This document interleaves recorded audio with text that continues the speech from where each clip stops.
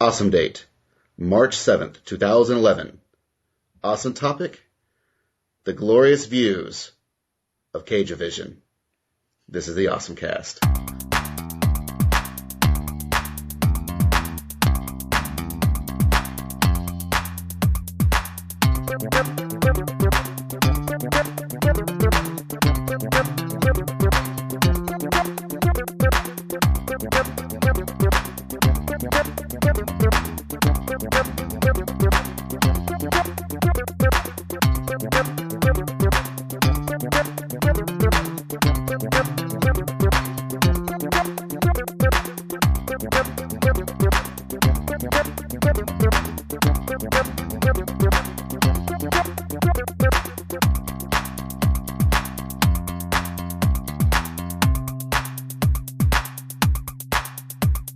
Hi, folks, and welcome back to the OSMcast. I'm Basil. I'm Eric. And from the wonderful, beautiful state of Florida is Anime World Order's very own... There it is, Daryl Surat. Have you ever been to Florida, Basil? Once. Okay, I was making sure that you knew if it was beautiful and wonderful. So it might not be. Yeah, I think maybe lately the Everglades are probably not going to be restored anymore, and maybe they'll start drilling offshore for all I know, so it may not be beautiful for that much longer. Yeah, exactly. Like, I don't know, though. I live in Alabama, so my idea of beautiful is pretty skewed. I mean, that's one pretty cotton field out there. Yep. Especially since Tennessee is just ever so slightly prettier than Alabama. Oh my God, Tennessee's way prettier than Alabama. I don't even know what you're talking about. You just made a fool of yourself on national television or whatever we're doing. Like, on the internet. I was trying to be nice to our other Alabama listeners. Well, you failed. You failed because they know you're wrong. We can't even keep a couple of trees at Auburn alive. My God, like... Oh, those are football trees. Those Who really football cares trees. about football? Yeah, okay, you're right. Okay, Yeah, you're right. Exactly. So yeah, this is the podcast for everything awesome, including killing football trees. That's not awesome. Back away from that one, Basil. Back away. Don't make me get all Ice Shield 21 on you. OSMcast. We're awesome things, like killing sacred cows in India. Oh, yeah. That's a reach. So you can find us at awesomecast.com. We have voicemails still, because I use Google voicemail thing. Oh, hey, that's right. I do have the Google voicemail thing. I could use that. Yeah, that's actually what I did was I just set up a Google, because we used to use the same sort of service y'all used for voicemails. And I'm like, one day I'm going to forget to call this number and I'm going to lose it. Which is what happened to us. So I'm just going to use a Google service that will never die because Google doesn't care. Because Google doesn't get rid of anything. I think I still have a Wave account. Because somebody else got Wave. But yeah, you could totally do that. And I've even gotten 2 voicemails. Really? One was spam. Oh, that's right. We talked about that last time, didn't we? And then we had one, it was the other guy who called the wrong number and thought we were like a doctor in a hospital. Oh, that's pretty, wow, okay. Did you call him back? This is Dr. Basil. No, I didn't have his number. He just left a message. He didn't leave a callback number? You couldn't, screw with him? No. We have found hair cancer in your hair. But I know that it works, so yeah, you totally could do that. Also, Daryl has a wonderful website, Anime World Order, or is it AWO Podcast now? Just, we always say animeworldorder.com. It redirects to awopodcast.com for now, but if our hosting ever changes, if, our domain for that ever changes, animeworldorder.com should always redirect to wherever we end up being. Since, we used to be on Blogspot, now we're on WordPress, who knows if something else will change. So I always give out animeworldorder.com. And do you got anything upcoming convention-wise? We do, as a matter of fact. We just finished Genericon in a couple weeks ago. We might be going to another one in that area, but I'm not sure. We are definitely going to Anime Boston. And then there's the Florida Anime Experience here in Florida on Memorial Day weekend. Anime Boston is, I believe, April 22nd through the 24th. Yeah, it's Easter weekend. Because it's okay, yeah. It's the same weekend as MTAC, which is actually where we'll be. Ah, that's too bad. But yeah, Easter weekend Anime Boston, Memorial Day weekend Florida Anime Experience. And this upcoming weekend, and I say this upcoming weekend by the weekend of when this recording gets released, is Momocon in Atlanta, Georgia, where I'll be there running 2 panels. It's probably the final and very last time I'll be doing our Works of Mikio Takahashi panel, because I've ran this panel now 7 times. 7 times. In the past, 12 months. Yeah, it's burnout time. And I'm kind of getting tired of it. It's like, she's a lady, she drew some shit, all the faces look the same, get over it. No, I'm kidding. I'm a huge Takahashi fan, I shouldn't say shit like that. There are some panels, though, that do need to be done at every convention. I mean, I do one, and it's not that exciting, but I feel that it's worth doing. I do one called Anime 101. It's not especially exciting, but the main reason I do it is because every single convention is somebody's first anime convention, and I don't want them to go in and, because of anime conventions, turn into a jerk. I like that theory. So, at the very least, I can put forth my personal treatise on what we should agree anime is and what we should agree manga is, and give people a overview of the history of anime from the 1900s to present day, just so they're at least aware that anime existed before they were alive.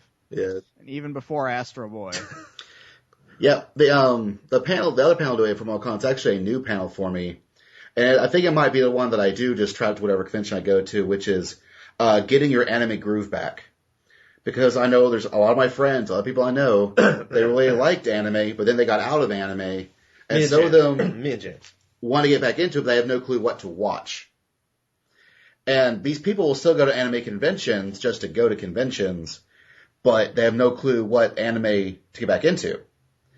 That's a good topic. Like, what sort of things do you pick? Right now it's still very much girly a work. stuff. Oh, sorry. Right now it's very much a work in progress. Usually the first thing I start off with is I remind people that Cowboy Bebop still exists. I know it's 13 years old, but for a lot of people, they see that go, oh yeah, now I remember why I like anime. It hits that nostalgia button. Yeah, I think a lot of people came into anime between Cowboy Bebop and Fooly Curly, and then they were like, wow, this is awesome, this is cool, what else do you got, Japan? And Japan was like, well, not a whole lot, really.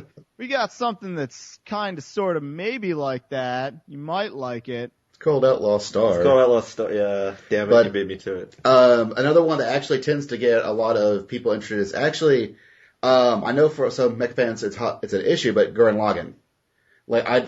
I have met many anime fans, especially fans who aren't mecha fans, Yes. who will still love the shit out of the show. Gurren Lagann. Even if it's done better at other shows, or done in other shows as well. I can hear Kevin's teeth grind against themselves They now. They still somehow that one Gynax show just resonates with people. Yeah, it has, I guess Gynax, they just have infinite fan will that people will give them a chance. And the most fascinating thing about Tengen Toppa Gurren Lagann is how many people they see it and they love it, and it's like nothing they've ever watched before, except the thing about how most Gynax things are is that they're not really like nothing you've ever seen before. They're basically, celebrations of convention. And so if you like that show, there are plenty of other shows that are pretty much just like it, and in my opinion, better. But that's not to say that Gurren Lagann is a bad show by any means. You know?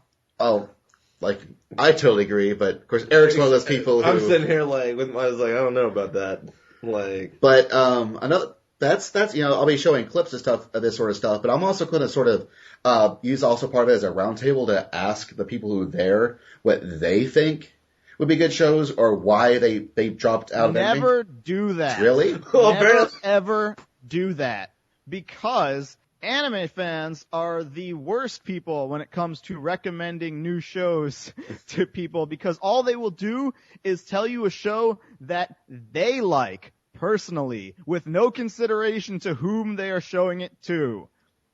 And therefore, I would say, Do not make that a democratic discussion. Just be like, these are the shows. Go forth and see it. So says Basil.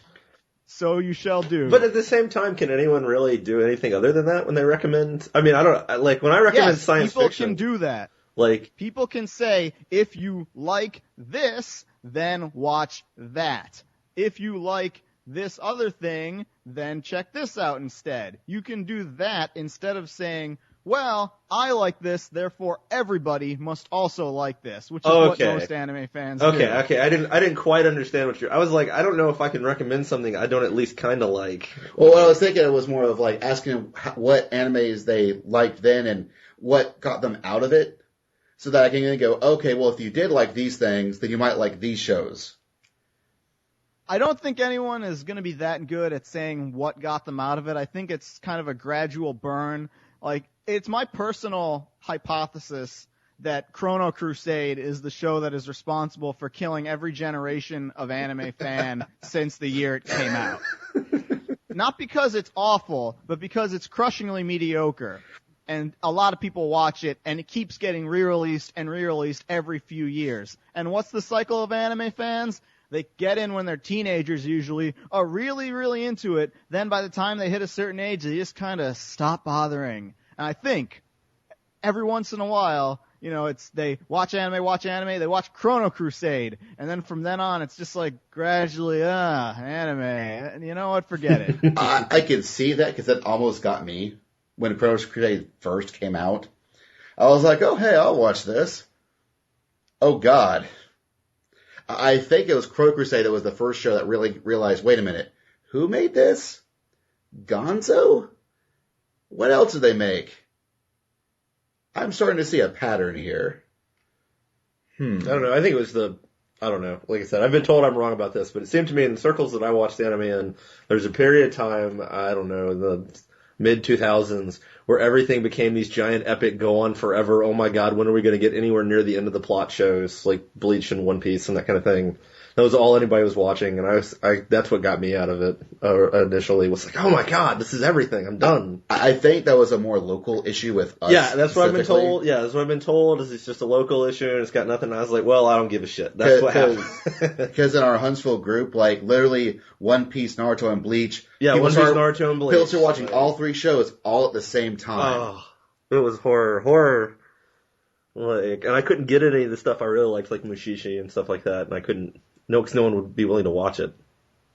So. Yeah, there's the shows that I like often tend to not be the best shows for a crowd or for a group. And the shows that seem to go over well in that setting tend to be the shows where you can just kind of drop in and they go on forever, and maybe there's some jokes and maybe there's some fighting, and you can talk during it and not really miss out. Whereas that's not really the type of thing I tend to watch most of the time as far as anime goes. Yeah, exactly. That kind of, you don't even have to watch the dialogue. I've got one friend that watches One Piece religiously, and he skips the dialogue. He just skips along from fight scene to fight scene. You'll watch him watch. He watches a 30-minute episode in like 7 minutes. That might actually be the way to watch One Piece, is to read the manga so you know what's going on, and then just skip past the parts where they talk and watch the fights in motion. And then you get the best of both worlds, because you don't have to spend nearly as much time reading a manga. And with the anime, you still get to see the fights. Because when you read that manga and you see people fight, it is a bunch of pencil lines and you can't tell what's going on. Well, he's very funny because he'll go like, wait, why are these two guys fighting each other? And he'll skip back and listen to 2 minutes of dialogue and go, oh, okay. Like, it's really funny to watch him do it. But, yeah, I hate that kind of stuff. But one of the issues I'm having, and maybe you can recommend a series or two that I can use, but I'm trying to figure out, like, some of the shows that are in the last few seasons to recommend to people, period.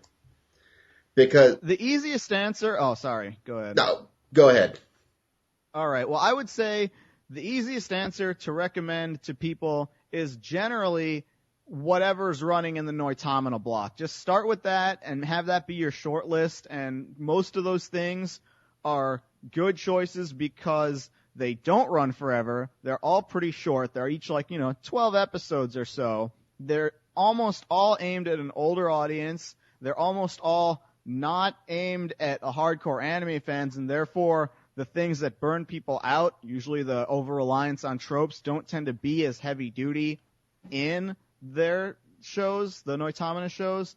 So I think if you were to look at that stuff, it'd probably give you at least like a decent starting point as far as like, oh, well, this is something that is still anime, but is different from the stuff that you were watching that you weren't really that interested in. And it's for a little more older audience, which most of the people who watch anime burn out and are trying to get back into it, that requires time. And so therefore they're a little older than the norm. Yeah, I have to 100% agree with that. Like some of the things that attracted me to anime was the stories fucking ended.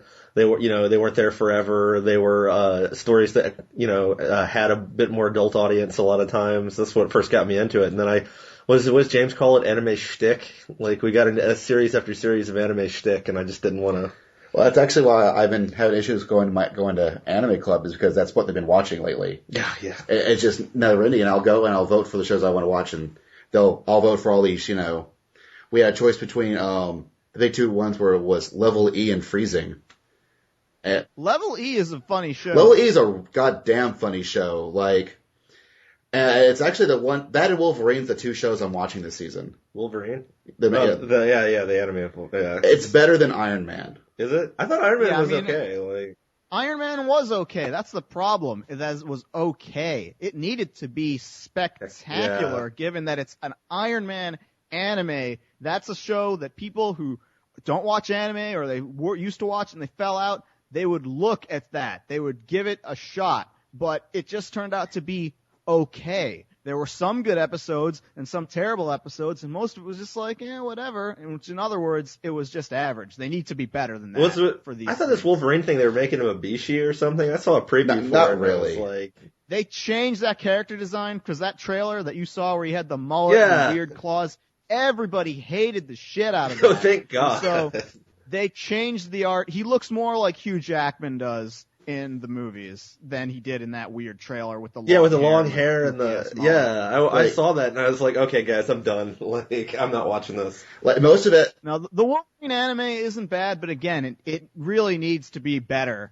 than just good enough. Good enough isn't good enough. Like, it is slightly better than Iron Man, simply because half the episodes have been just Wolverine fighting Omega Red, and so that's not too bad.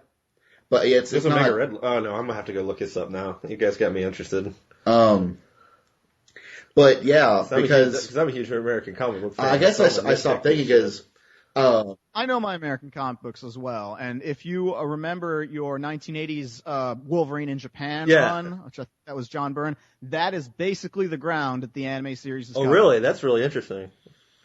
That's pretty good. But yeah, because my proto version of this panel I ran at our local our Minicon in November. Yeah. And it actually did feature a lot of Noitama stuff. But just this season, the two shows we got is Fractal and Wandering Sun. Right, and Fractal is not my thing. I wouldn't recommend it. Wandering Sun is an interesting example to show to people maybe more like not necessarily anime fans, because it's one of those things where you can use it and say, people give the lip service that anime is capable of telling emotional adult type stories that aren't just action, aren't just kid stuff, aren't just fan service. Wandering Sun's good for your proving your point as far as that goes. It doesn't personally speak to me because it's all about growing up and coming of age, and I never did either. But Wandering Sun, for real human beings is probably decent, especially if they watch Glee, because, Wandering Sun's about, no, I'm just kidding. Well, I was like, whoa, where are we going? Wandering Sun is transgenders in middle school. So it is pretty much Glee. Okay. Or at least people who watch Glee. How's this freezing anime? I know it's kind of off topic, but I heard you guys mention it, and Christopher is like... It's not worth it. I mean, Level E versus Freezing, Level E, no question. Okay, like one of my friends was, I've been watching this thing, it's called Freezing, and blah, blah, blah. Freezing is, you might as well watch Ikitosen. Okay. It's just big boob women fighting. I'm totally intrigued by this anime. Level E is much more MIB meets Cromartie. I'm kind of intrigued by that anime too, but for different reasons. Different Level E is one of those things like, I'll watch this, and it's a tricky one because like the opening and, and a lot of the preview images is this long-haired, beautiful, like blonde-haired guy naked. And I'm like, uh-oh, what am I watching? And it's totally not that. It's totally like a switch. It's a really intelligently funny show where they're not just sitting on like okay, well, here's a reference to this. Here's a reference to that. Isn't that funny? My God, references. You want to know the secret? What's that? The secret to why Level E is like that is because it's based off a manga from like 15, 20 years ago. Yeah. It's from like the 90s. It's like 97. Like, I looked into it. I'm like, what is this Level E thing? I went, oh, hey, it's based on something. It's like, I think it was 97 to like 99. And I'm like, oh, okay. Okay, it's newer than I thought. Yeah, I could have sworn it was 97. It might be 93, but I could have sworn it was 97. No, you're probably closer to accurate. I just made up a number. Well, so did Basil, so don't worry about it. Like, No, I'll fact check myself later. you'll check your fact like. Yes. Like, Or if not, we'll just pretend we're Fox News. Anyway. So I guess that's a lot of talking. That's a lot of talking. Let's go on to a moment of awesome. I'm not singing the song. You freaking look at me like I'm supposed to Okay. go, a moment of awesome, or some crap, and I'm not Kevin. I'm not singing. Like, well, I'm not putting on a dress for your amusement. Fine. All right, here we go. I'll Shatner it. You'll Shatner it. It's a moment of awesome. Need the Star Trek sting there. So what you been doing, Eric? Playing Marvel vs. Capcom 3 mostly. That's not really a new. It's new for our listeners. It's new for our listeners, is it?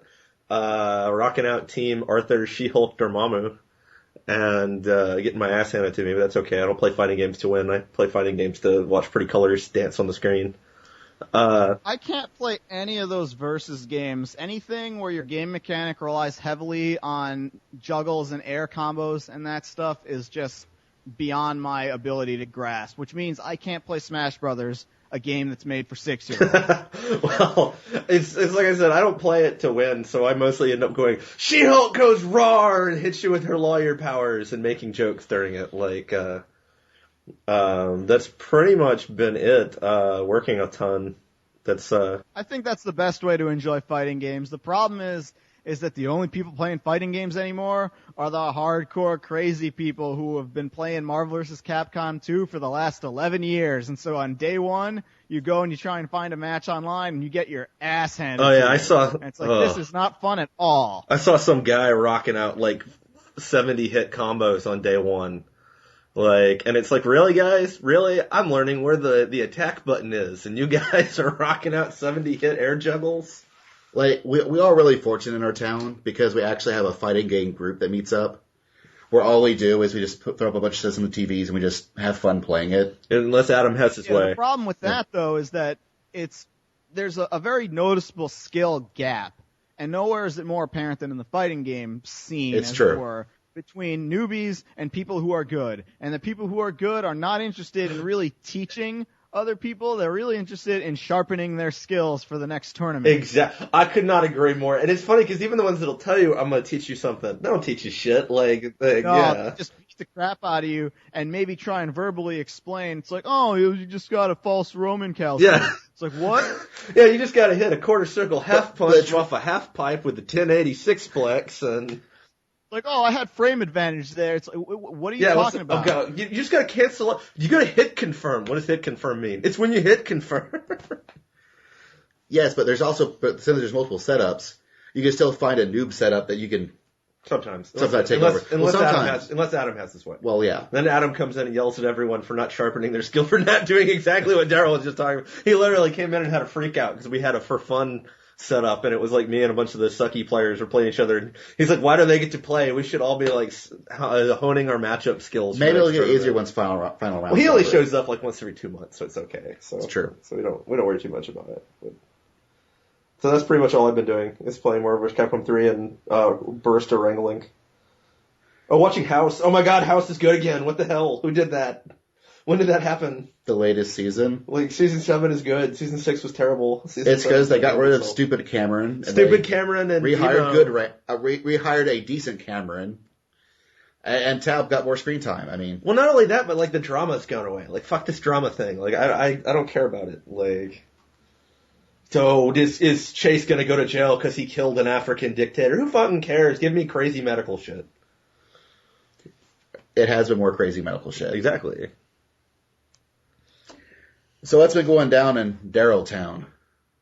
Oh, well, I've been playing Dawn of War 2 Retribution, which just came out. It's the expansion pack for Dawn of War 2, the second one. Although it's a little bit different in terms of mechanics than the previous ones. I don't know if anyone else has ever played those games. Do you know what they are? Dawn of War's an RTS, right? Dawn of War, the original one, is more a classical real-time strategy game based on the Warhammer 40K franchise, which I was never a fan of the tabletop because it's just the neckbeardiest game ever. But it is like an interesting setting, and, I do like the premise of it. Yeah. And so the video games are far more entertaining, I believe, than the tabletop. And Dawn of War 2 is... The multiplayer, there's some different versions of it. One multiplayer is a little closer to that traditional real-time strategy thing you're thinking of, like Company of Heroes or whatever, only you don't really build buildings. But that's not the one I play, because, that kind of annoys me. I like the single player, which is a little bit closer to Gauntlet, if you remember that old arcade game. Oh, yeah. Yeah, that's more my thing. Plus, it supports cooperative play. And so I like that idea of, you go around, you beat the crap out of tons of dudes, you get gear and experience, and you level up, and, each time you put on something that looks different, it's like, ooh, pretty dress-up game, but, it's a lot of fun. Retribution is, they've changed it up a little bit, but now, whereas in the single player for the previous ones, you can only play as one group, and one group only. With Retribution, they open it up so you can play as multiple other groups in the single-player story mode. So I'm having some fun with that. No one else I know is playing it, though, unfortunately. I actually have the first one, the very Dawn of War 2, and I played it, and unfortunately my Achilles heel is RTSs. My brain cannot move. I cannot multitask worth a damn. And that's neither can I, which is why the way you play Dawn of War 2, you only have like maybe a couple of characters to control, period. It's really, you don't have to deal with a million things at once and like, oh, well, while this is going on, go and do this other thing, So it was a little more manageable for me, but I feel like I started playing it and I was doing okay, and then it got to a point where suddenly I got a heavy firefight, and I started mashing on the space bar like, pause, why aren't you pausing? Why isn't this dragon? Oh crap! This is real time, and I freaked out and turned it off. Yeah, I can definitely see you on that because I can't play like those StarCrafts and all that stuff. I mean, I wish I could because a lot of times they're interesting. I like the idea of moving my guys around and shooting other dudes, but it just especially online. You want to talk about like an even bigger gap between the people who don't know what they're doing. It's like if you thought fighting games were bad, real-time strategy, it's like you've got the entire nation of Korea to deal with. And they're not even human. They're not. There's some kind of real-time strategy playing robots, and they're, oh my god, tell me, I'm a huge... So yeah, I'm single player 100%. Or cooperative. Because, that's basically makes anything fun. Yeah, exactly. Gauntlet, if you're comparing it to Gauntlet, that was the reason to play Gauntlet back in the day, was getting two people. What? Yeah, you wouldn't play single-player Gauntlet. It would kind of be a slog. Was it Gauntlet Legends was on the N64? Yeah. Oh, man, I used to play that shit constantly, and if it's anything like that, that's what you needed was... I'm really surprised we don't have, an honest-to-God, new, XBLA or PSN Gauntlet. Because that would be one of those games that would work really well as a download. Yeah. They have similar stuff, like they got Castle Crashers and that sort of thing. Scott Pilgrim game, which is more like River City Ransom than anything else, but similar mechanic. But yeah, I've been playing a lot of Retribution, and I have been enjoying it certainly. So that's pretty awesome. There is also the Shogun 2 Total War, which I've been waiting on for basically a decade to come out. Shogun Total War was basically Risk, or basically it was a computer version of Samurai Swords. If you ever played that board game, it was basically you got to conquer Japan using your armies of samurai and ninja and all that stuff. And we're Japanese culture loving jerks, or think we know a thing or two. Heck yeah. And, who doesn't want to hire your ninja and assassinate the general of the army? So yeah, Shogun 2 is pretty cool. My computer can barely run it though. Yeah, I've heard it's the first game that's really been pushing people. I guess maybe I do need to upgrade now. My coworker was complaining about that. I am thinking that, and it's like, oh, I just got my tax refund in. Maybe it's that time. My coworkers doing the same thing. My tax return's going to my 3DS, but like What do you think of the 3DS? Like, I'm impressed by the technology. I'm just waiting for one, more games, and two, for that price to not be $250. I wouldn't mind the $250 if there was anything playable on it at launch, but there's Pilot Wings. Oh, fuck Pilot Now, Wings. first, I will point out that I am a raging Nintendo fanboy. So, yes, I am getting one at launch. And you can wag your pen at me all you want, Eric. But the fact is, I know that there's going to be games I want for it that's going to come out before there is a price drop. Yeah. So I might as well get on it now while I actually have the money for it. Give me something, Give me Ocarina of Time, Mario, something, anything. But Nintendo? I waited for about a year before I bought the DS, and I love the DS as a system, but it wasn't until Trauma Center came out that I was like, gotta get one of these. But, when the DS came out, there was basically jack. There was like Feel the Magic and Port of Mario 64, and that was about it. Now, Mario 64 is way more playable now here on the 3DS. Because you can actually use the slide pad or slide circle. It actually emulates the analog control pretty well, just natively because of how it was designed in the first place for the gameplay. Now, I bought a DS at launch, I will admit, because of Mario 64 DS.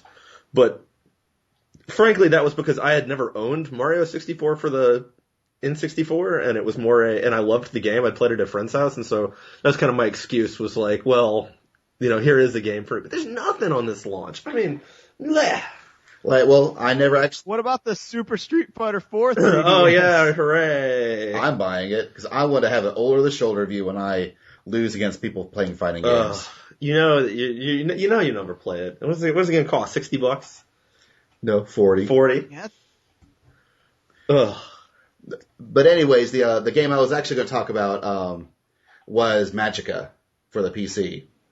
Oh yeah, Magica is a lot of fun. I've watched friends play it, and I'm like, oh man, that might ruin my life, because you can see like that Diablo-ish kind of influence on it, even though it's a little closer, like you said, to Gauntlet. It is. It's almost like Gauntlet or Diablo meets like Zelda Four Swords. And the trick is that there's an actual story and level progression. So eventually you will beat it. It's not quite the gigantic loot drop game that Diablo was. Yeah, that was my main objection to playing those games, is because I have so many games to play, I really can't afford anymore to play games where you just meant to play it forever. So, I mean, I know people love Left 4 Dead, but it's like I played it for about a week or so, and I was like, okay, got it. That's about it for me. And same thing with Team Fortress, because otherwise you're just going to be playing it for years. Like, now, Magica's not that way. Like, I think once you play it and beat it, you can be pretty much done with it. The neat thing about it is that you have 8 different elements, and you combine them to form magic spells. And while you can improve your, sword and your magic staff,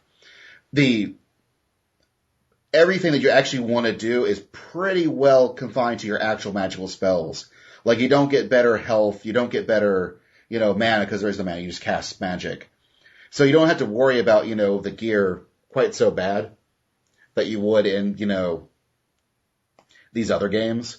But man, single player is interesting because they do change your damage ratios between single and multiplayer, so you can still play it single player, but multiplayer is just insane. I played through a coworker, and is it a co-op multiplayer, yes. Or do you fight against each other? Okay, cool. I think you actually can do both.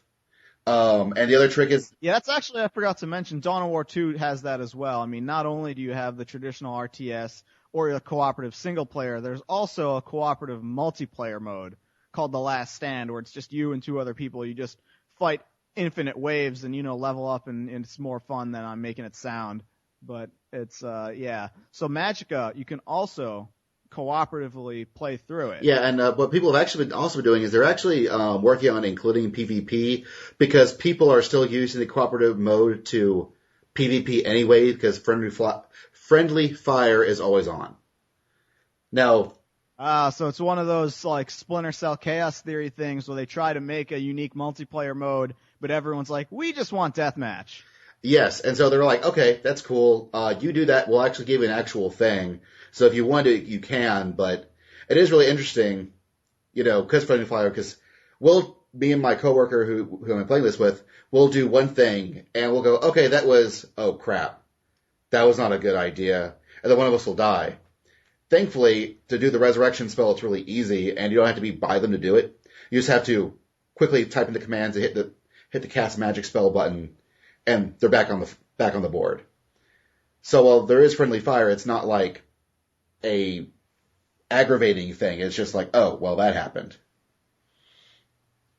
But it's a lot of fun, and the other thing I've been playing has been Dragon Quest VI, because I'm also a raging Dragon Quest fanboy. It's fun. You leave me alone, Eric. Whatever. I know you don't like the Japanese RPGs. I do. I do like JRPGs. I just don't like You Dragon like Quest. one of them. You like Chrono Trigger, and that's it. And that's okay. Chrono Trigger's awesome. But The problem with the JRPG is that it hasn't really evolved with the rest of much of gaming.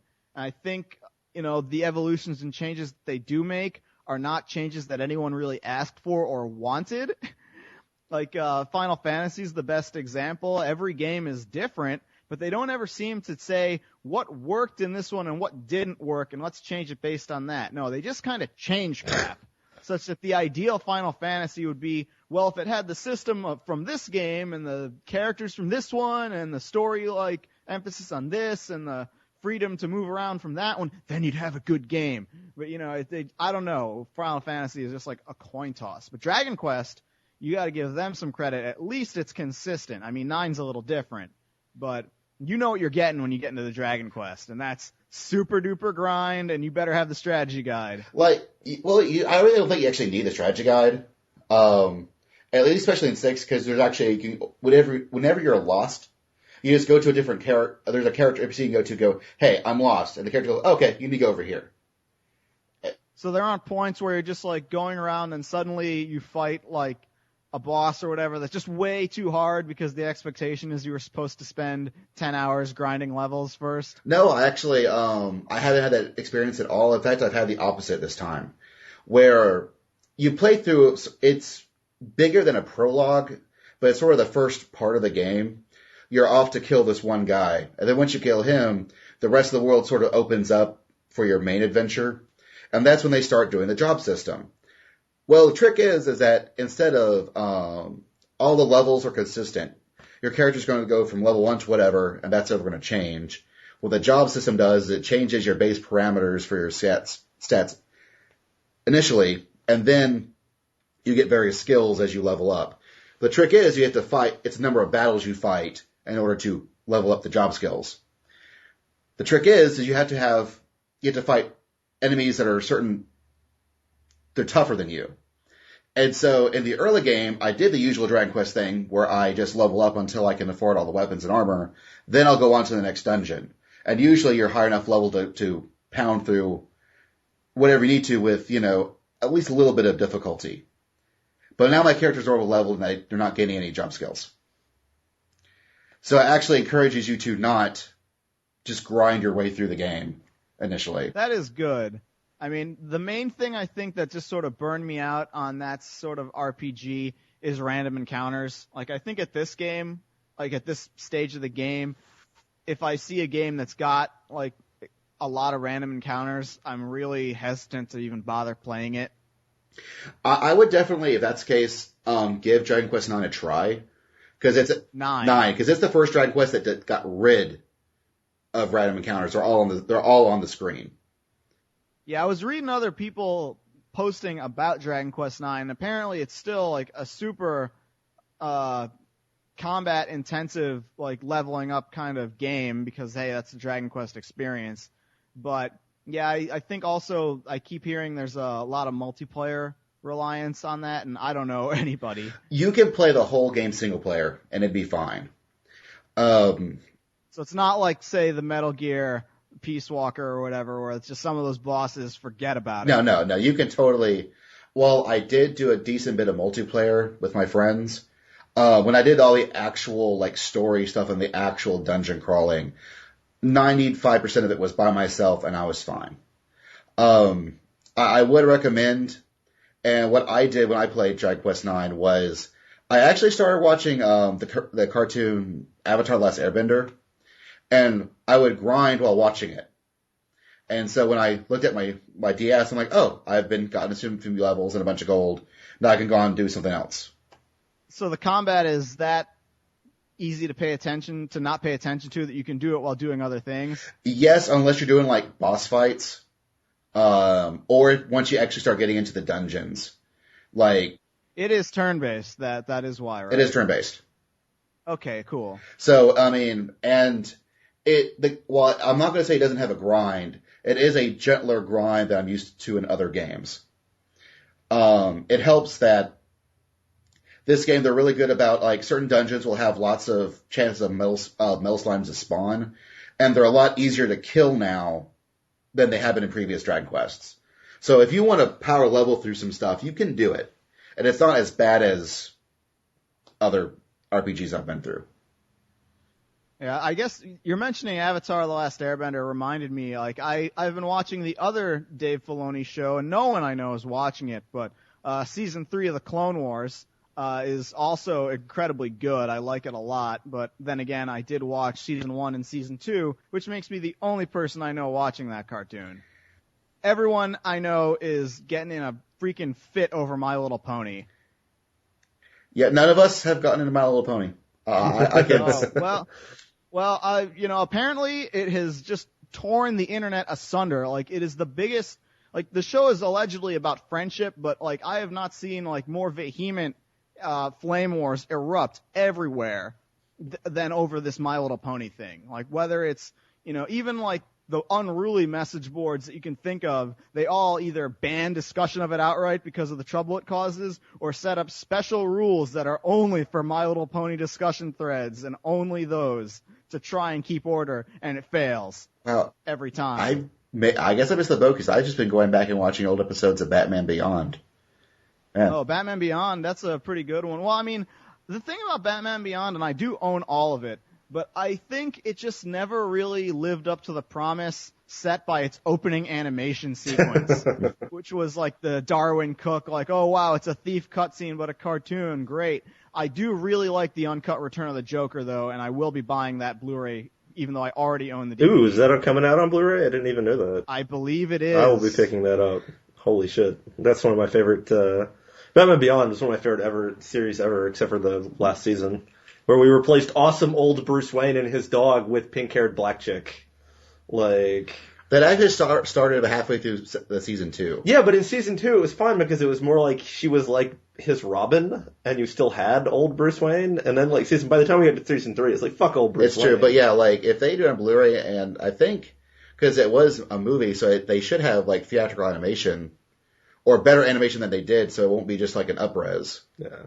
Because I actually went back and watched the last episode of the first season of JLA Unlimited, just so I can watch Batman Beyond stuff in HD. Yeah. Yeah, because it's got Batman Beyond. It's got its own comic book now, too. I've got the Batman, like, they've made it official. The new Batman Beyond comic book is letting me down. I mean, it's because the guy they've got writing it traditionally hasn't really written anything good. Really? Like, originally they started, like, a 6-issue miniseries to kind of, like, float the idea of his Batman Beyond still got a following. And then they said, oh, you know what? People are still down with Batman Beyond. Let's make this an ongoing series. And it's just like, the guy they've got is just, like, it's very average. And it needs to be more awesome, which is because, this is the awesome cast, right? Not the okay cast. So, I mean, if you're really fiending for more Batman Beyond, then yeah, you can read that comic. But I was like, man, I always wanted Batman Beyond to be, like, a little better than what it actually, is. Well, I got the first 2 issues waiting for me in my box at my local comic shop. I need to, first 3 maybe? Are we on now? I don't know.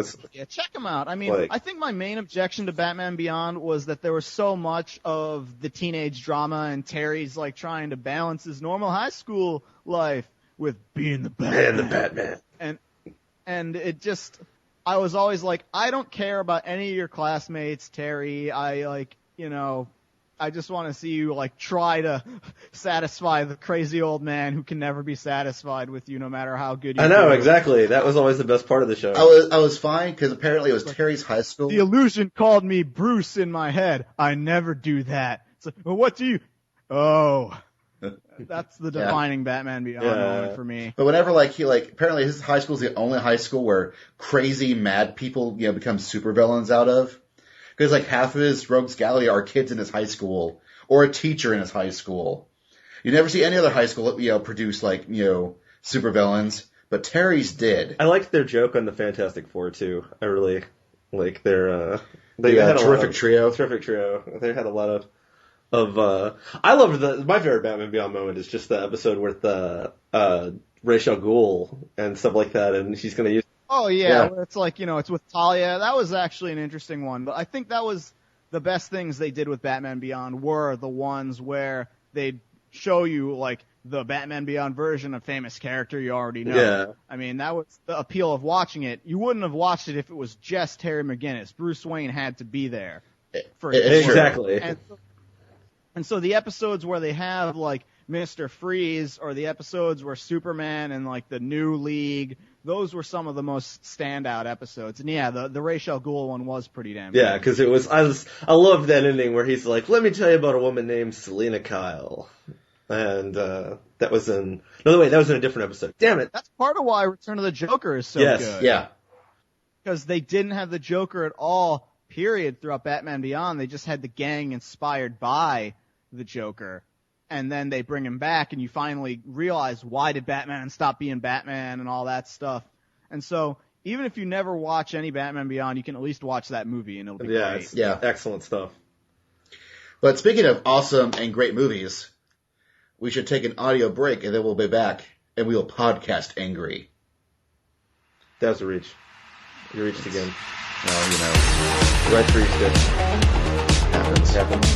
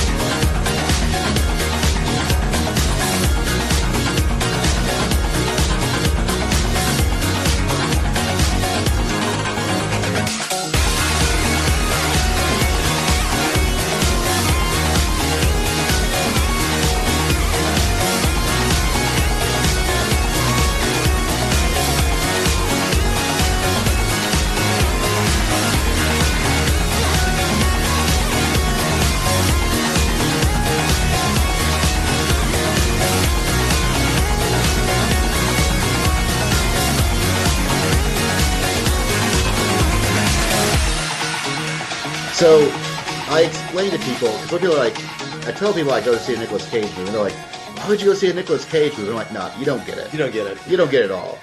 Like, I'm not... Let's talk about Nicolas Cage, because he's maybe like one of the most divisive leading actors working today. And I think some people consider him sort of a niche actor. Like the people who love him, like us, really love us some Nicolas Cage. But there are many people like who you're talking about that they straight up pass out on movies because there's nothing in it for them. It's like, oh, Nicolas Cage, why would you see that? And like, why do you guys think that is? Well, I tell people it's like I'm not going to watch amazing. I'm not going to watch like it's not like I'm going to watch Inception here.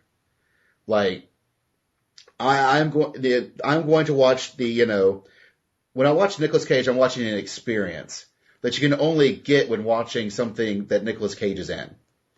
But Nicolas Cage does all kinds of movies. I mean, he does do very thought-provoking movies as well as these, you know? So, I mean, I would say things like Lord of War and Bringing Out the Dead and Weatherman. Leaving Las Vegas and such. The Weatherman isn't really my kind of thing. I mean, it is like a totally downbeat drama, but yeah, it's a serious movie. I think the reason why he's so divisive is because most of the time when we think of like what's a good movie actor, it's usually like a very somber, serious guy, probably mumbling. Nicolas Cage is very animated. His approach is theatrical. He has like really big like blown gesturing. He's got like crazy hair. His voice always like, you know, it's kind of weird. You know. Sorry. I would say that if I had to compare Nicolas Cage to anyone, he's basically this era's version of Vincent Price. It's a pretty good comparison. I kind of like that. Yeah, and people think, like, when they expect a good actor, like, who's the template model of a good actor? It's Robert De Niro, who's, you know, very, like, you know, subdued, very mumbling most of the time, who's, you know, been coasting by on his reputation for the last 15 years. But I think, yeah, Nicolas Cage's approach to acting is definitely not like what people are used to, and I think that's why there's so much hate, which is too bad, because his movies are like no other movies that are getting made. I know. That's a big part of it too to me, is that he seems to be willing to take on these roles that other actors would go like, you want me to do what?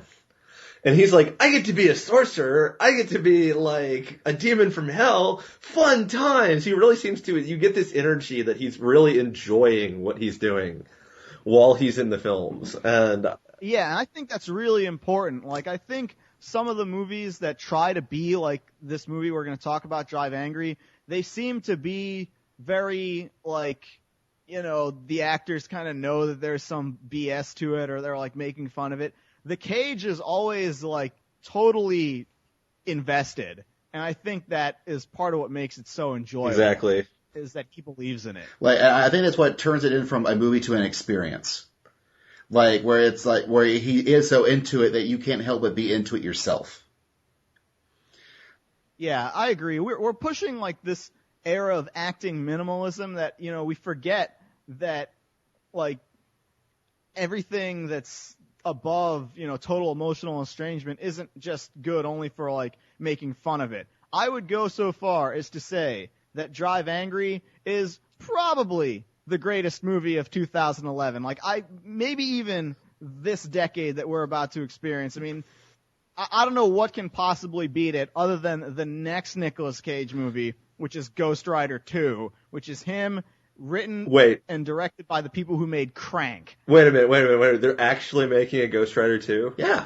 I hadn't heard about Rider this. 2, and the people who made Crank are making it. And Nicolas Cage said, man, those guys are crazy. How crazy do you need to be if Nicolas Cage is telling you, whoa, hold on a second, that's kind of freaky, dudes, but we're doing it.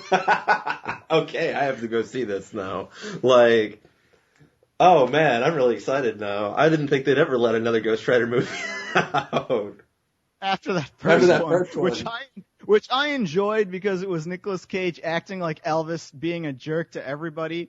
And I guess everybody liked it when it's Robert Downey Jr. doing that, but not so much when it's the Cage. Exactly. Unfortunate. Well, but yes, they are making But it. you actually mentioned something that I think Nicolas Cage does a lot too, in that he does another type of actor's acting, but with his own style. Like, for example, in Kick-Ass, he's Adam West. Oh, yeah. But as Nicolas Cage. And so that was so awesome. It was like Nicolas West, you know, doing this fucking movie. Yeah, and he was the best part of Kick-Ass, and I did like that movie. Hate the comic, but I liked the movie, oddly enough. Maybe not that odd. But I think, let's talk about this movie, though, Drive Angry. It just came out. Unfortunately, it's a huge bomb. Oh, yeah. Nobody saw it. I think we went on opening night, and I think there were 6 total people in the theater, and we were 4 of them. Yeah, like it was sad. It was really sad. Yeah, part of it might just be that it's a 3D only movie. Yeah, that was disappointing. Yep. Well, I think it's necessary though, because I think this movie couldn't have been done in a non-3D environment. I think the 3D aspect of this movie is actually very important. Most of the time when I go see a movie in 3D, it's like, did that movie really need to be in 3D? It's kind of like, just like a couple parts. But I think this might be the best use of 3D I've ever seen. And yes, I did see Avatar in the theater. So I think Drive Angry actually beats it. Did you see How to Train Your Dragon? How to Train Your Dragon was really good as well, and I will admit that had some excellent 3D. Yeah, that was my favorite. I don't. Drive Angry is the number 2 to me, but. Okay. I think one of the things that, like, they actually use some techniques here that could actually only be done with the 3D. Like, there's a part where he's driving and he's having the flashback to, like, what happened, and he watches it in the reflection on the car windscreen as he's driving. So you actually see 2 layers within the flashback, because there's not just what's happening, there's Nicolas Cage acting and his reacting to remembering it, and that's something that could only have really been done with the 3D camera. And, not just, the bullet flying straight at the camera sort of effect, which, there's plenty of that in this movie, yeah. And I love it for it. But yeah, I think that this movie actually does something with it, and it's unfortunate that it's just kind of getting glossed over. There was a lot of, I've really loved the 3D in here. Usually I come out of 3D movies going, why? But, there's a ton of it used effectively. My usual problem with 3D is literally one more matter of health. When I go see a 3D movie, I usually get a huge headache after I'm done watching them. Because I already wear glasses. And so the act of... Yeah, I wear glasses too. And so I have to wear glasses over the glasses. Yeah, and I'm prone to migraines already, so the act of putting 2 sets of glasses on my temples usually just drives my head insane. Drive Angry is like the first movie I've seen in 3D that I did not get a splitting headache when I left. You know what I think part of it is that it was actually filmed with 3D in mind first and foremost. Most of the movies that we're getting in 3D now are converted. They were shot in 2D and then converted over to 3D because Hollywood looks at 3D and sees, here's something that can't be pirated yet. And so they try to make every movie they can be in 3D so that to get people going out in the theater and paying money for it. Like right now, you can't even, when the 3D version of it comes out on video, you can't even steal that yet. So this is kind of like their one thing they're trying to really bank on. But again, if it's not made for 3D, and not just with a camera, if it's not lit and photographed in 3D, you get a headache. Because everything otherwise is just in focus all the time. And that's what bothers your brain when you try to watch those 3D movies that aren't meant for it. That's why you're getting that headache. That's interesting. And this doesn't exhibit that. I didn't think about that. That's probably pretty good. Even stuff like Toy Story 3 gave me a huge headache. And you would think that, a movie that's already being rendered in 3 dimensions already, just as far as the CG goes, would not have that problem, but I did. But I just thought it was... Oh, interesting. Yeah, did you get the same thing for Up? No, I did. I refused to watch Up in 3D. Oh, okay. So, usually if the 3D in Up was very good and very subtle, and, since it's Pixar as well, you'd think that if you had seen one and been okay, you would have seen the other, but I guess you only saw the one. Yeah, because I've had past bad experiences, if I have an option, I will see it in 2D. Toy Story, when I went, I didn't buy my ticket, and they surprised me, here you go, and here's your 3D glasses. Oh. But... Yeah, I'll almost always go for the 2D version over the 3D because I know they're converted over after the fact, and most of the time, it's just not impressive. But Drive Angry is, I would recommend anyone listening to this, assuming it comes out in time, because this movie's going to be gone from theaters fast. Very fast. To see it in the theater in 3D if you can do that. Yeah, because I remember actually watching the windshield moment and going, oh, hey, I see what they're doing here. That's neat. I've never thought about someone doing that before. I remember when you mentioned that, I was like, thinking back to when I watched the movie, I was like, hey, that's a really neat technique that I probably won't get when I buy this on Blu-ray. Yeah, I think we should actually say what the premise of this movie is, because it is the most Nicolas Cage premise I have ever seen. Like the pure distilled cagery. It's just his morning commute. That's all it is. It's his morning commute. It's what he does every morning when he drives to work. which is funny we should mention this thing's premise because the movie itself doesn't seem to want to do that. Well, yeah. Well, I think the thing is that the trailer for it might have been a big reason why a lot of people did not see this movie, because the trailer is super misleading as to what kind of movie this is. It is. For one, yeah, the trailer does kind of give it away, and I guess we may as well, since everyone's seen that trailer. It's Nicolas Cage escapes from hell, and he has to save his granddaughter from being sacrificed by hell-worshipping cultists, and the only way he can do it is to drive as quickly as possible and as angrily as possible. And that's about fucking Cage right there. And out to, collect Nicolas Cage from his escape from hell is Alexander Mahone himself, William Fichtner, who steals this movie. He really does. As the accountant. Everyone kind of, no one really knows the name William Fichtner, but they all know his face, because he's just like one of those character actors that's been working forever. I said Alexander Mahone because that's kind of where I would think most people might know him. If anyone ever saw Prison Break, he basically is playing the same exact character as he was in Prison Break, only with superpowers. I love. But if you, sorry, I just love that character. He's the best. And it's not to say anyone else is bad, but he's just the best. He really does the best job. I would watch an entire movie of just him walking around nonchalantly looking for escapees. Yeah, exactly. You could make a whole franchise not off the Nicolas Cage part, but off of the accountant. In summer 2012, the returns are due. I don't know. You make up some account. I don't know any IRS jargon, but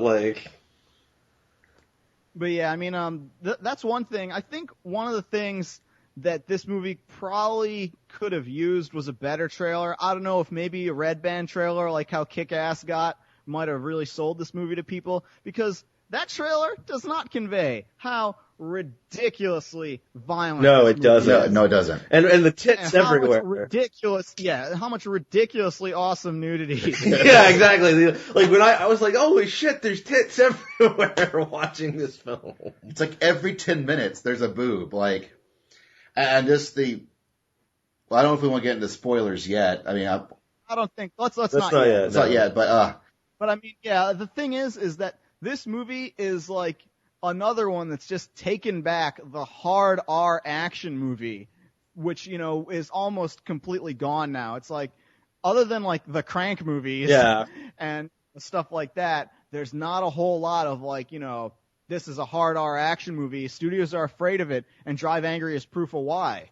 But I think people just didn't know that this movie was going to be this raw and this hardcore. I think this movie is kind of what Grindhouse and Machete were trying to be. That's not to say I don't like those movies, but this movie is that. Yeah, exactly. I really think that they did not sell how much they were going to push this R rating, and maybe because they were afraid of what happened, which is no one went and saw it. Maybe they thought if people were like, "Oh man, tits and extremely crazy violence, who'd want to see that?"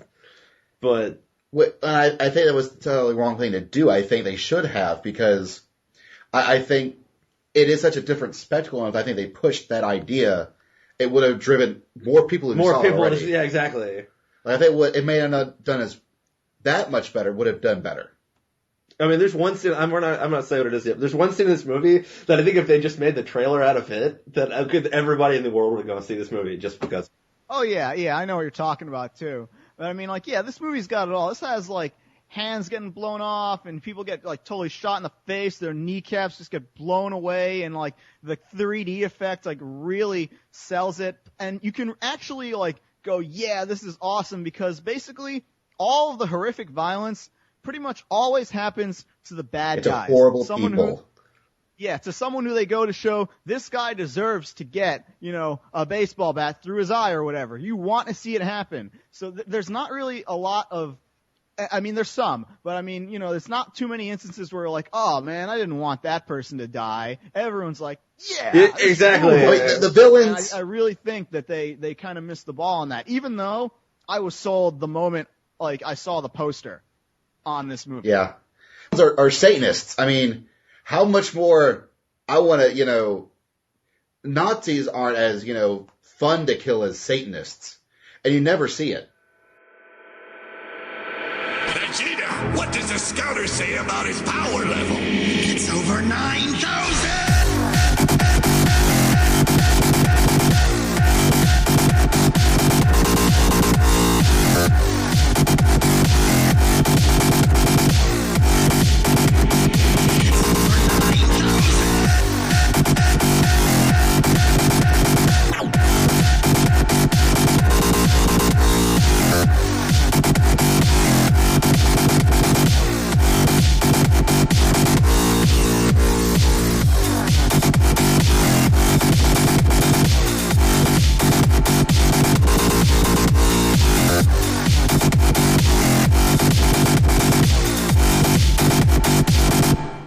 Beat time.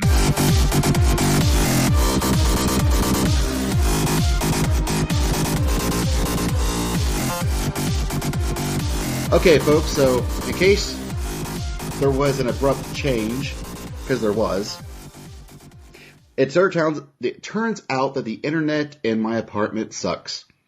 So now Eric and I are in a new apartment. Yeah, we have moved to Freehold. We have, in fact, driven angry.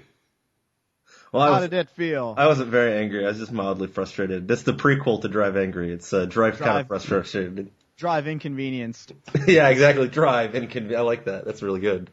Yeah, while I was there, I shot some dudes, banged some chicks. It was pretty good. Yeah, Nicolas Cage drives the car and kills people. Probably even more satisfactory than the last couple Jason Statham drives the car and kills people entries, if only because of the greatness of the R rating. But you guys were talking about that you were surprised by it. Yeah, I had no idea how gruesome this movie was going to be. Like, I knew it was going to be a kick, I'm a bad dude, I kick ass and drive angry, kind of movie, but that it was going to be hands blown off, people get their things bitten off, kind of, rough and tumble film. I had no idea that was coming down. Yeah, I remember the last time I watched an R-rated movie like this at all, in memory that I can think of, was Expendables. And I think that one got hurt by the fact that they were constantly waffling between PG-13 and R. And while we ended up getting an R, I think they could have done so much more with it had they set out to make it R in the first place. And this movie really shows what you can do if you really restrict the age group. But ching, as it were. I also think I want to just talk about something else that really surprised me about this movie. I didn't know anything about it, really, because just to go back to what we were saying, I think a lot of the failure of this was people saw the trailer, weren't that sold on it, even though I was pretty on board for the trailer. But I was on board before I saw the trailer, because here's how I operate when I see movies. Let me know if you guys feel any differently. I feel that modern movie advertising sucks. Overall, across the board. Have to agree. Because, it does two things that I hate. One, they show you way too much of the movie. And two, they simultaneously do not convey the type of movie that it is. So, do you guys feel that? Have you Yeah, it's almost like the trailers, well, it is like the trailers are such a separate beast. They were created by a marketing department rather than by the guys who made the film. So you have these mini movies cut to express whatever the marketing people think will sell the film. And a lot of times what that does is it instills in your audience an expectation for one thing. And then if you go and you see the thing and it doesn't meet that expectation, even if it turns out to be good, your expectations are let down, and therefore you feel let down because your expectations weren't met. Exactly. Yeah. Like, if I go in looking for a rodeo movie and people are all in knight armor, I'm not very happy about it. And so what I usually do at this point is I look at the poster and make a snap judgment based on that, which is kind of dangerous because most posters nowadays are really badly designed. Like, there's a lot of sameness to them, but I can generally, I don't know, I have that attuned sense to be like, yes, need to see this movie. Like, did any of you guys see The Mechanic? Ooh, remake? No, I did not. I did not. That was actually a good movie. I mean, I did say that the last few Jason Statham drives a car and kills people movies haven't been that good, but the Mechanic remake was actually quite well done. That was also rated R, but it was another one where the trailer features shots from the end of the movie. And I'm like, as I'm watching the movie, I'm like, hey, wait a second, this didn't happen yet. And then it's like, oh, it's the end of the movie. The worst one, like the worst offender was, and I'm glad I didn't see it before I saw the movie, did anybody see Faster? No, I did not.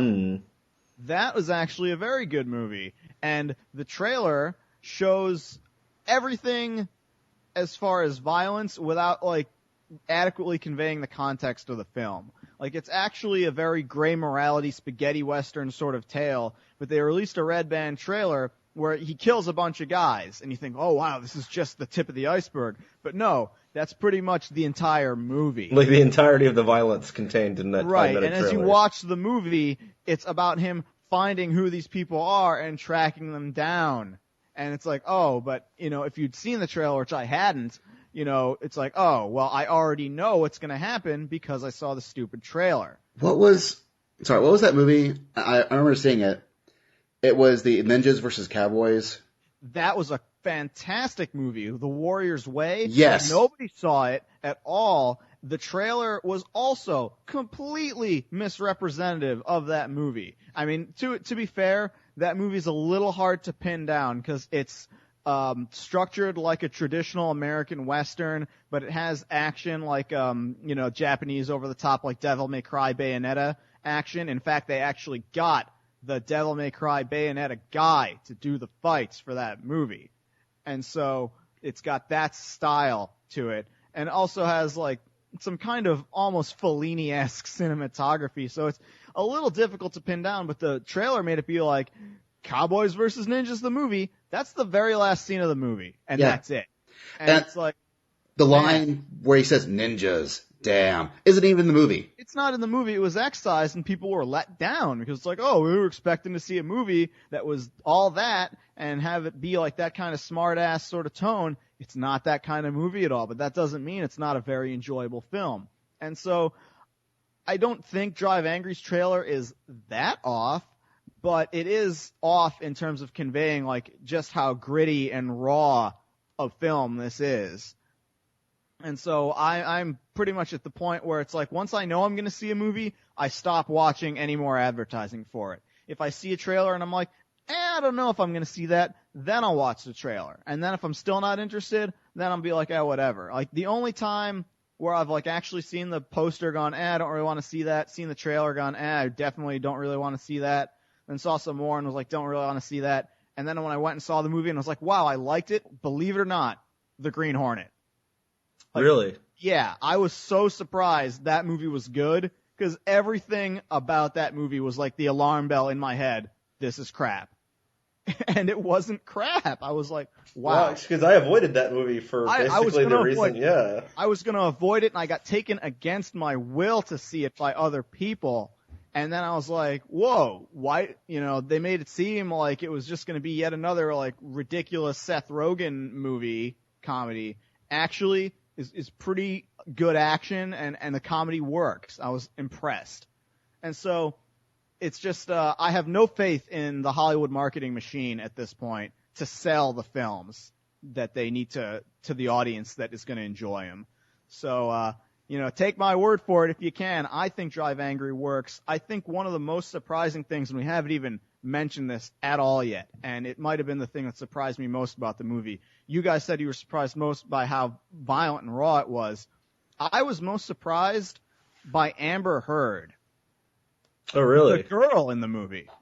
I was completely surprised at her character in this. Like, she might be one of the most, like, legitimately awesome, badass female movie characters I've ever seen. Like, if you go by the trailer, if you go by, like, all the ads, you know, she seems like, okay, she's going to be the hot girl that's, you know, going to be with the hero and is going to need saving, and maybe she'll help out a bit, but, you know, not really in a way that doesn't really put them, you know, at a higher level or even on the same level as the hero. Amber Heard's character in this, she is, like, totally hands dirty the whole way through. Like, she's the opposite. Exactly. I would say she's the opposite of the damsel in distress character, even though she's constantly in distress. She's always being held at gunpoint or knife point. She gets the crap beat out of her, but she fights back, and she fights back with, like, elbows and hits to the knees and, like, really brutal stuff. Like, there's one scene, I'm not going to spoil it, where you think it's like, oh, now she needs saving from the hero, and she completely saves herself. Yeah. I know exactly what you're talking about, yeah. And I was like, you know, like, I'll spoil the line. Like, I don't remember the line, like, entirely, but it sums it up in, like, to a T. The villain of the movie, like, the real villain, he, like, basically gives, like, sort of a villain speech, like, I'm gonna kill you, and then I'm gonna defile your corpse after I'm done killing you. And she's like, oh yeah? And then she, like, clenches her fists, and she says, like, well, between now and then, I'm gonna fuck you up. Yeah, that was great. And she does. And I think that was the real battle between him and somebody else. That was his big fight scene. Yeah. The villain had was with her. It wasn't with Cage. Right. I mean, you know, eventually, you know, Cage, you know, he encounters one of his, you know, old badass running mates, and he chooses to, you know, stick with the girl. And at most point, you'd be like, oh, why the hell did you do that? But it's like, when he says that, you know, he needs her, it's like, we believe him. It's like, she saved his life, you know, so to speak, twice. So to speak, yeah. At that point. And, you know, that guy is, you know, clearly old, and he's got a bad leg and all that. And in another movie, you'd be like, okay, this guy and him are going to solve some problems. But no, we've actually seen her, you know, carry her weight, so to speak, in a tremendously entertaining fashion. And so that, to me, like, I completely wasn't expecting it because, you know, we've seen Machete, we've seen, you know, that style of movie where it's basically a vehicle to show how badass the hero is. And there are girls, and maybe they've got some badass moments, but they're mostly there to look pretty. And that's not to say Amber Heard doesn't look pretty. She actually looks really fantastic in this movie. I've never really paid attention to her before this, but I was damn impressed. I would accept her being the next Red Sonja. Yeah, definitely. They hand the badass stick out pretty liberally to everyone in this film. Yeah. Like, if you're an actual remotely important character, you get badass scenes. Yeah, except for the main villain. I have to say the main villain never got one. But. Well, he gets to swagger around and show off his little chest and show medallion. how really bad he is. I mean, that character actor is always so good at being a total jerk. Yeah, I know. He was just like, God, 1970s hippie douchebag. Like evil Satanist hippie. It wasn't just in 3D, but it was in, like, swarmy D whenever he was on the screen. Like, you could almost feel it. And I'm glad you mentioned that 70s style villain, because this really does feel like that, like, 70s era exploitation style movie. Yeah. That, you know, it's not just ridiculous story and, like, you know, hilarious violence and, you know, really in your face nudity, but also, like, the blatancy of the 3D, like, gimmickry, as it were. You know, all of it is kind of like comes together, and you get like this, this is totally, you know, the feel that they're going for this movie. It's just the kind of film that the Cage was born to star in. It's like blaxploitation for like white trash. Yeah, it's true. I mean, it starts off like, you know, their trip through America is basically their trip through like Hicksville to Hicksville. Yeah, exactly. There's a big road trip that's actually with a stopover in a trailer park, and then the Texas styled ranch. I cut him off. He's been on for 2 days. That's the beginning of the movie too. That's like what really sets the scene for it. Is that like really foul conversation between the diner waitress? Yeah, I loved that. The horrible, because as someone who's worked the service industry, I've heard that kind of conversation between two servers before. Like, what really shocked me in this movie was like, just, I guess, I don't know why I wasn't expecting it, but all the cursing. Really? Like, it's like, you know, it's like saying, hi, how's it going? It's just so casual that there's like, you know, fuck, shit, piss everywhere. Oh, that doesn't shock me. The nudity was the big shock to me. That and that, man, every woman was like, I don't know. The only time my suspension of disbelief was ever really cracked was when every woman went up to Nick Cage and was like, "You're super sexy. We should have sex right now." And they do. And while that was awesome for the film, at the same time, it was like, we are looking at the same Nicolas Cage. I do, on the subject of that, I do think, and it's somewhat of a spoiler, but I'll mention it anyway, I do think that even though that's the case, Amber Heard's character does not get romantically involved with Nicolas Cage in any way. She kind of goes off and, has her own porking adventures, which I think, helps. I think it, is better for it if she's not just, the love interest. Exactly. Yeah. Like, she went off and was like, I'm going to go get my own piece of ass. See you later. And in fact, he originally was it, but then she's like, no, you go get some because I'm going to get mines. Yeah, exactly. Yeah, there's so many great scenes, and I just I think I want to talk about it. But it's no, the effectiveness of the scene is that you don't know that's going to happen. You don't know it's going to happen. Exactly. That's because it's one of those films that just goes crazy over the top batshit over and over again. And if you tell people, they'll go, "That's awesome," but then when they see it, That's another thing, to go back to what I was saying about avoiding the trailers. Another thing I do is avoid reviews until after I've seen a movie. And there's two reasons for that. One, I'm kind of weird, and I guess my tastes fall outside the norm. A lot of my favorite movies are movies that get particularly low tomato meter scores, for example. But another thing is that movie critics, if they hate a movie, have no compulsion about spoiling major details about a movie and not making it sound like they're spoiling anything. They're just saying it very matter of fact. They're oh yeah, this is obvious, but it's not. And I hate that.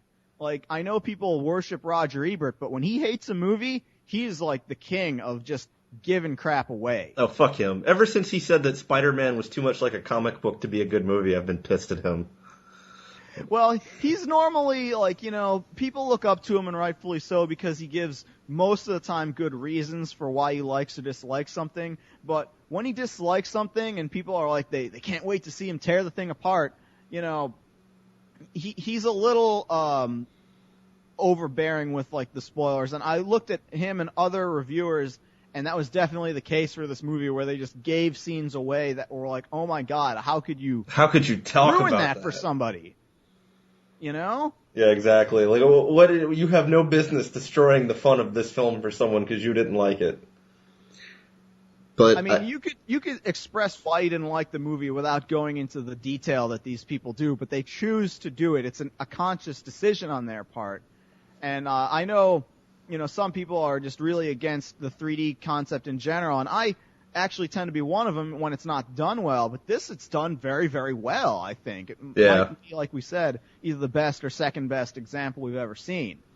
And, the fact that we've got all these awesome cars, getting the crap driven out of them, beaten to hell, a lot of practical special effects in this. It's not to say there's no CG, but a lot of the car chase stuff is, it's mechanical. Actual, car chases, not just a bunch of CG. Style. Yeah, it's not just look at what I did on my computer.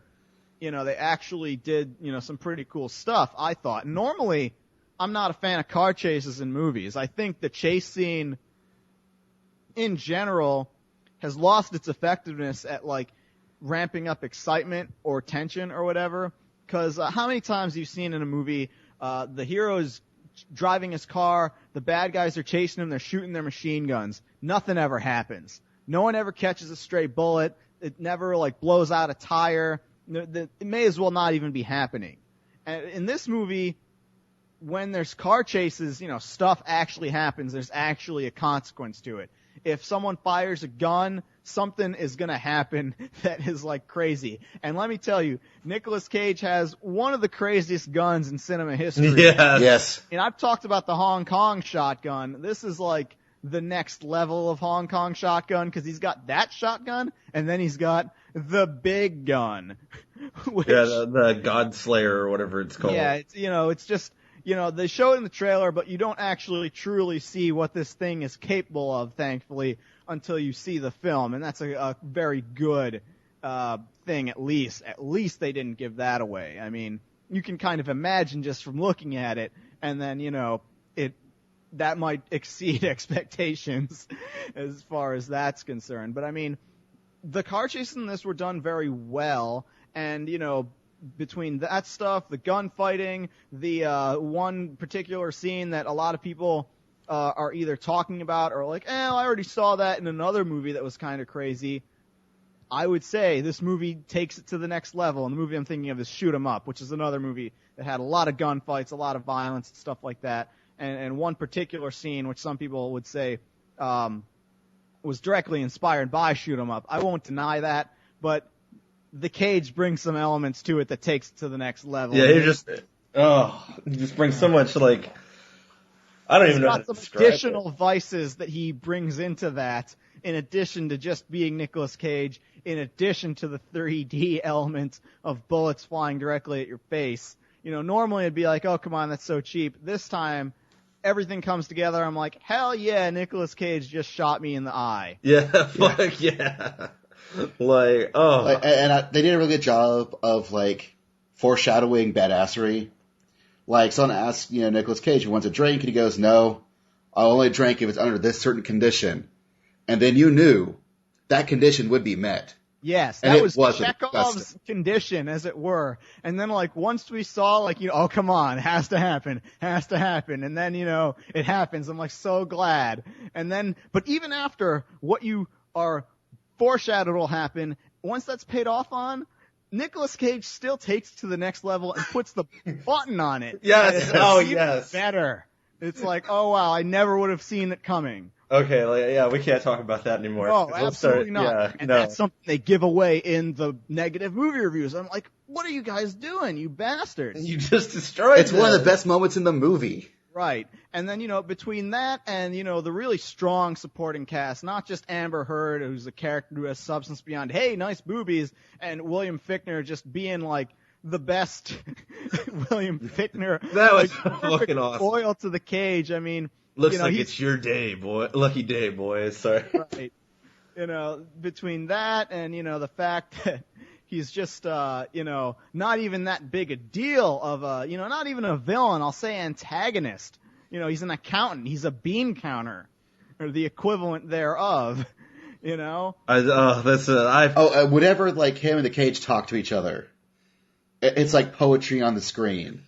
Especially the very last scene. Yeah. The very last scene of the film. The very last scene of the film. I don't even want to even imply what the setup of it is. But I mean, it is perfect, I think. And the fact that this movie not only did badly, but flopped colossally is kind of disheartening to me. Because, I mean, I like Nicolas Cage, and he's had a string of not just poorly received movies, but like major league flops of movies that were meant to be money. This was an expensive movie, like $50 million expensive. And I would be more behind it if the movies were not good or not enjoyable. Like, of his last few, I would say the least enjoyable might be Season of the Witch for me. But even that, I wouldn't say is a bad movie. I think, Basil, you said it best. It's the best Dungeons & Dragons movie ever made. It is. Oh, man, I don't see how anybody could not want to see Ghost Rider and Hellboy beat up demons. Exactly. But, I'm just that out of touch with what people want to see. And I don't know if it's the movies or if it's how the movies are presented to people or if it's some external factor like people just... I know Nicolas Cage has this reputation among like the public maybe as a guy who's like taking any movie, any script, no matter what's handed to him, because he needs the money, because he owes all this money in taxes. But I personally, that doesn't really translate to me on the screen. He never really seems like he's bored or phoning it in. And, Kick-Ass, I think he was the best part of that movie, and that was around the start of that whole thing. And then, Sorcerer's Apprentice, I enjoyed it. Apparently very few other people did, but I thought he was good in that. I thought that movie was enjoyable if you like the National Treasure style of movies. Yeah, exactly. And then Season of the Witch, again, like you said, it's this crazy fantasy that's not a sequel, that's not a remake, that's not based on a comic. It's an original story, something that Hollywood really needs more of, and it wasn't horrible. And yet nobody went to see it. And Drive Angry is another one where this one might actually be one of the best comic book movie, quote unquote, I've ever seen. And it's not based on any comic. Yeah, exactly. It's what we always want and what we never really get as much as we should until now. It's a fucking Garth Ennis mini-series as a movie right here. And I don't even like Garth Ennis. in print. I think, a lot of his adaptations to film work out better than his actual source material, maybe just because of the nature of cinema versus what he's doing on the printed page. I don't know. But I like Ennis when he's got somebody that's there to sit behind him and slap him whenever he rein decides. him in when he's But every movie you mentioned, I could tell Nicolas Cage was having a blast playing whatever character he was playing. Especially when he's playing Harry Dresden. I think he was just having fun in each one of those movies. And I think it really shows that it's the reason why I go to watch Nicolas Cage movies, because I know he's going to enjoy himself playing these characters. Isn't he the guy that was begging Marvel Comics for years to give him, every time a superhero movie would come up, he'd go, pick me, I want to be, Yes, absolutely, because, think of it. Nicolas Cage isn't his real name. That's a stage name. He chose his last name because of Luke Cage, Power Man from the Marvel Comics. Exactly. And Luke Cage is black, but he likes that character enough that he calls himself Nicolas Cage as his acting name. Probably wrap it up there. We pretty much said everything that said about Angry. I just think fortunate more people didn't see it. I think it might just be the silliest, most raw, most raunchy movie to be rife with references to Paradise Lost that I've ever seen. Seriously. No, I was, The first action movie, quite possibly, where the protagonist's name is Milton. Yes. I was trying to remember his name and the whole playthrough. It's either Milton, I was like, really? Milton? But man, he earns that name. Milton's now a badass name because of the Cage. Never thought I would say that. It's a total blast. Yeah. So unfortunately, everybody, Daryl has turned into Robo Voice again, so in case it goes bad again, Drive Angry. Great film. Great film. Wonderful film. Go watch it. And if somehow you miss it, get on DVD anyways, even if you can't watch it in 3D. But if you can watch it in theaters, do so. Do so now.